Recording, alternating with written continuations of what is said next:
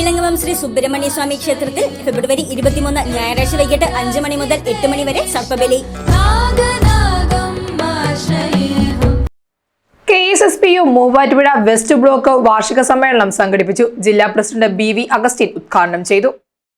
Kerala state service pensioners union Muvattupuzha west block വാർഷിക സമ്മേളനം സംഘടിപ്പിച്ചു.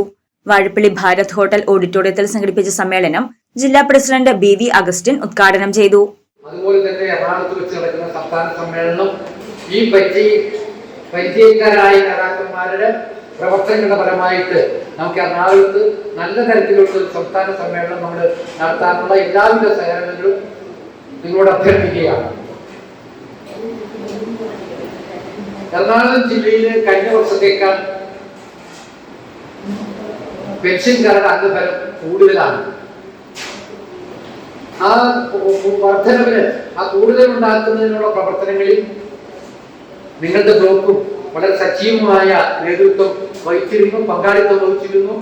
അതിന്റെ യൂണിറ്റ് തലത്തിലും ബ്ലോക്ക് തലത്തിലും ബ്ലോക്ക് നേതാക്കളും യൂണിറ്റ് നേതാക്കളും എല്ലാം വളരെ നല്ല രീതിയിലുള്ള പ്രവർത്തനം കാഴ്ചവെച്ചതിന്റെ പശ്ചാത്തലത്തിൽ 9 പേരുടെ വർധനവോടുകൂടി 1114 അംഗങ്ങൾ ഇന്ന് ഈ ബ്ലോക്കിലുണ്ട്.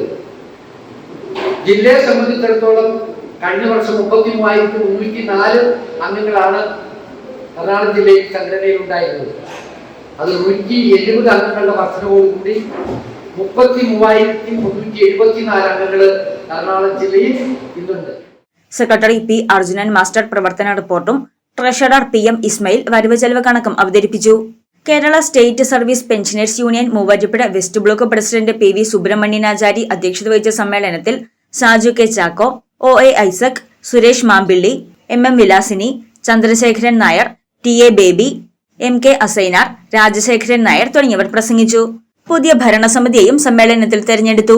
ജില്ലാ കമ്മിറ്റി മെമ്പർ KP രതീശൻ തെരഞ്ഞെടുപ്പിൽ വരണാധികാരിയായി. News desk Muvattupuzha news. അഹല്യയിലെ വിദഗ്ധരായ ഡോക്ടർമാരുടെ ചികിത്സ കൊണ്ട് എനിക്ക് എന്റെ കാഴ്ചശക്തി പൂർണ്ണമായും തിരിച്ചു കിട്ടി. ഇപ്പൊ എനിക്ക് ഈസിയായി വായിക്കാം. നേത്ര സംരക്ഷണത്തിന് നമ്മുടെ അഹല്യ.